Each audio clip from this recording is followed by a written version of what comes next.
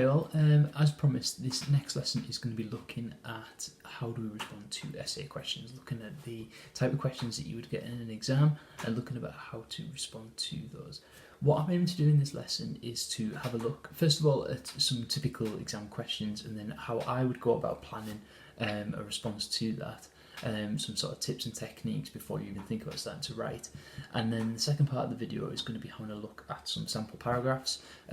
First one that is fine, there's nothing wrong with it, but there are things that we could potentially improve. And then the second one which tries to build upon that understanding and develop it into a more detailed essay.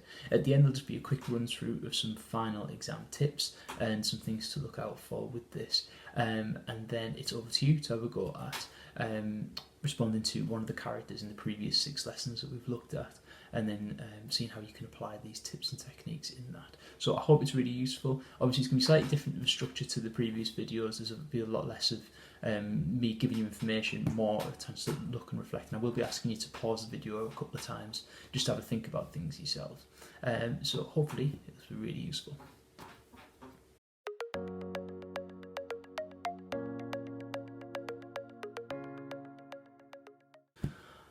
Okay, with the exam, there are generally 2 types of questions. However, there are no guarantees that you will get both of these in your exam paper. You are given a choice, however, there is no guarantee that there will be 2 theme questions or 2 character questions. It's worth 30 marks plus 4 for your spag. So what we're looking for here is an extended response to the question. We're not looking at surface level analysis. What we want to be looking for is a deeper and more complex understanding of the question. Can we engage in a debate with what the question's asking us? Can we scratch beneath the surface rather than just giving our superficial responses to the text, if you like? So the first question that we have is, how far does Priestley present Mr. Burling as an unlikable character? Write about what Mr. Burling says and does in the play, and how Priestley presents him by the way he writes. Now what we've got to consider here is breaking down the question. If I was respond to this question, the first thing I'll be doing is highlighting and annotating the key parts of this question. So in particular with this question we have the fact that it's how Priestley presents, so we need to consider how this is a construction of Priestley's. We have to think about the character of Mr. Burling and the fact that he is an unlikable character. Now once we've identified the key vocabulary of the question, it's important to note that not everything you know about this character is going to be relevant to this particular essay. The exam board are generally quite kind and they'll give you quite an open question that you can engage with, but what you wouldn't be doing is cherry picking the most significant or relevant aspects of this question. Now, if this was me, and in particular I'm looking at the word unlikable, and if I go back to my revision of the character of Mr. Burling, we know that he is a pompous character, he likes to have his voice heard, we know that he is unmalleable and he refuses to change. These are aspects that we've started to be looking at. Now once you identified these from the question, we can then move on and start to think about how we'd go about planning a response and what sort of order we're going to put these in.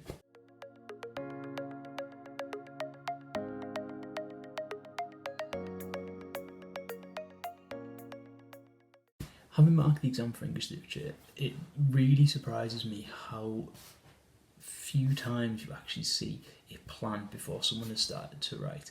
It is a really important part of the process. If you are writing an essay from the top of your head and you do not have a plan, then quite often your argument gets lost, quite often you end up waffling, and quite often you end up recovering old ground, going over the same issues, going over the same points again, probably in less developed detail than you would like to do, rather than if you have a very clear structure of this is my idea, this is where I would like to go, and this is the specific evidence that I would like to do. Now, there are several different forms of planning that people have used in the past. I quite like using spider diagrams where we have the central focus and then arrows going off in different directions. I also have seen it really effectively used as a flowchart with ideas following on from one to the other.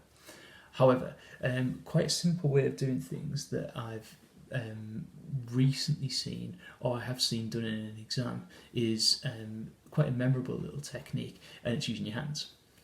So the main idea is that you, in the exam paper, would draw around your hand.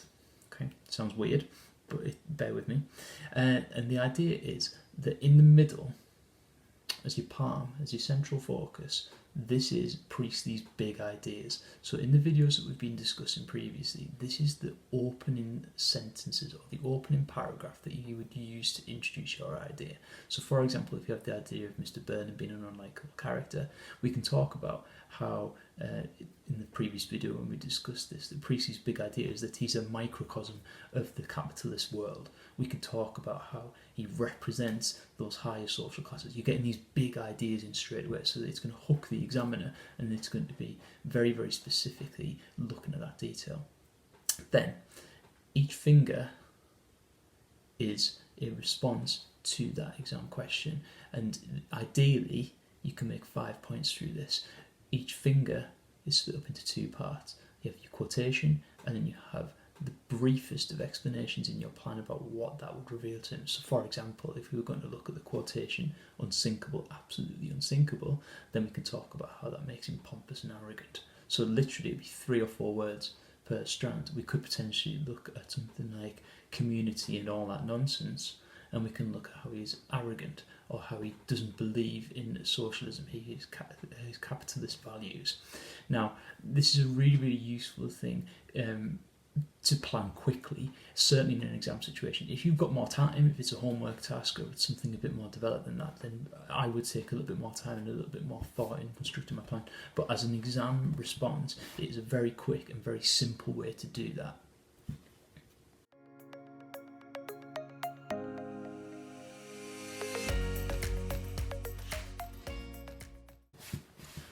Okay, now I'm going to talk about paragraphing and how we go about making our arguments and making our ideas.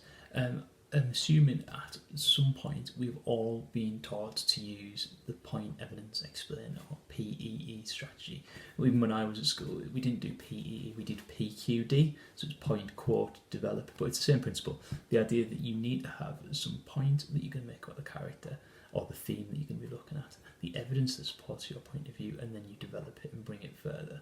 So this is perfectly fine for your basic level analysis. However, as we start to become more sophisticated and become a bit more detailed, we might want to be moving away from that rigid PEE structure or PEED structure, because we want to take things a little bit further in a different direction. The next thing we're going to do is we're going to have a look at a couple of paragraphs. The first one is perfectly fine. It does exactly what you would expect from a P paragraph, but then we're going to have a look at how we can go about improving it and making it into a grade 7, grade 8, grade 9 style response.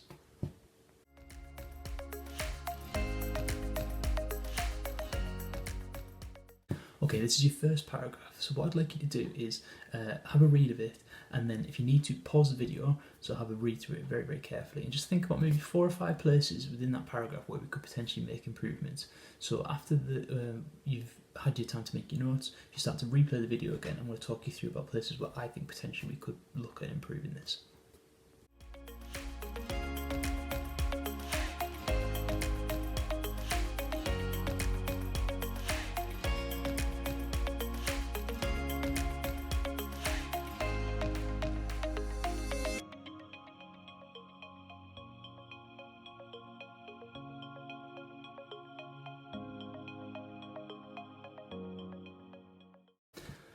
Okay, so hopefully you've had a good chance to have a look at the paragraph. So now what you should see is the paragraph with some parts highlighted. Now it might seem there's quite a bit highlighted here, but these are not necessarily things that are wrong. These are more likely to be things that you could potentially improve on. So the first bit of highlights is where he says, a greedy character who likes to be listened to. Now, potentially there is the opportunity to improve our vocabulary here. So rather than saying someone who's greedy, we could call them grasping. Yeah? Rather than saying that they like to be listened to, we could say portentous. So the vocabulary choices are important and significant to try and make our paragraph better. This can be seen in the quotation. Now, there's nothing really wrong with that phrase, however, it does seem a little bit unsophisticated. Is there a way that we could embed that rather than saying this can be seen in the quotation? Could we reference the specific part of the play where this is happening and then go from there? The quotation chosen is correct, but it's quite long. And not necessarily every single word of that is going to be the most important. Could we narrow that down? Could we shorten it and have more than one quotation potentially in here? the fact that he's described it as too confident and his irony, they're trying to use the literary terminology, but it's not explored very well, and it's not explored in too much depth. And that's similar to the final point, which is overall Mr. Burning is unlikable and arrogant. This gives us an impression that this candidate knows their stuff, they understand the character and they understand what is going on here, but actually there's a lot more that could be done with this and taking it further. This is probably a solid mid-band 3 response from Inspector Calls, but we'll be looking at much more if we were going to take this further. So after this, we're going to have a look at a second paragraph which should alter a few of those different ideas.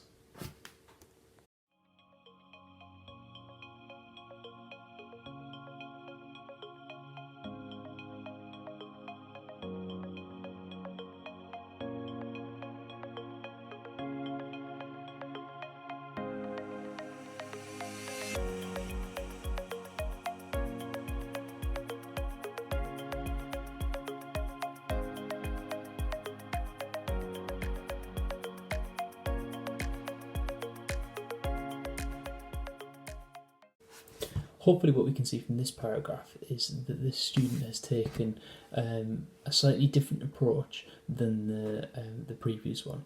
Now, like I said, the previous one followed that PEE model quite well, and yet this one still does exactly the same thing, and yet does it in a slightly more mature and sophisticated way. Within the opening point, we have that Priestley is utilising dramatic irony and metaphor. So this student is immediately aware that Priestley is in charge, that he's controlling the character of Mr. Berlin. We have the vocabulary in the point about Mr. Burning saying he's a headstrong braggart who is naive and he assumes his prosperity will last forever. Immediately, this is a little bit more sophisticated. The language there is going to be a little bit more detailed, and it's giving that student that extra edge. They're not saying anything particularly different. What they are doing is they are improving the vocabulary, and they're showing a very specific link towards Mr. Burning from the text. If we look at the quotation, the only quotation we have here is rather portentous man. And then later on we have unsinkable and doesn't want war. The quotations are actually quite short, which is useful because it gives the student more time to explore in depth rather than writing out really long quotations. And actually, it makes revision slightly easier with these shorter sound bites. However, when we look at the detail of the response, the analysis of the language is much more detailed, and they are trying to consider alternative or further points beyond this. It's not just saying this is what the answer is, it's a then but, or tell me more. The student also uses the literary terminology such as declarative statements particularly well, and includes the use of dramatic irony in there as well. The finale of the paragraph, where we have Priestley conveying Burning's doomed status as he comes crashing around him in tragic consequences, considers the whole play and considers the significance of these quotations at that part. This is a really well developed paragraph, and as part of a longer developed essay would potentially be looking at a grade 8 or grade 9.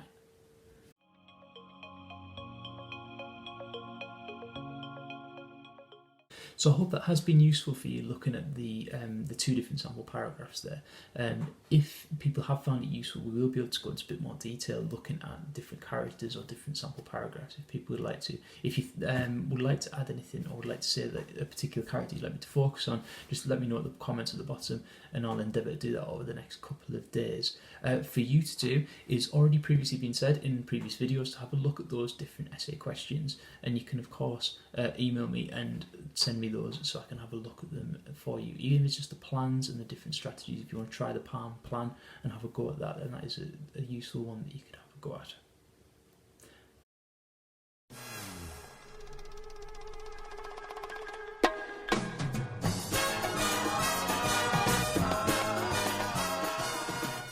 For my film recommendation today, I'm going to put forward a Scorsese epic that is part film noir, part crime drama, part psychological thriller, and it is Shutter Island. Now, this is a film that you have to watch at least twice because it has one of the best movie twists of all time, and then when you know the twist, rewatching the film, it's one of those rare examples where if you rewatch the film knowing the twist, it becomes a better film because you notice all the subtleties and the hints on the way through to that final point.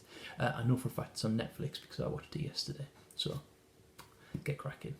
Until next time, I think what we'll probably be moving on to next is having a look at a few of the poems, or potentially we might be able to look at some Expect the Calls themes. If people have particular preferences, just let me know. But until next time, stay safe.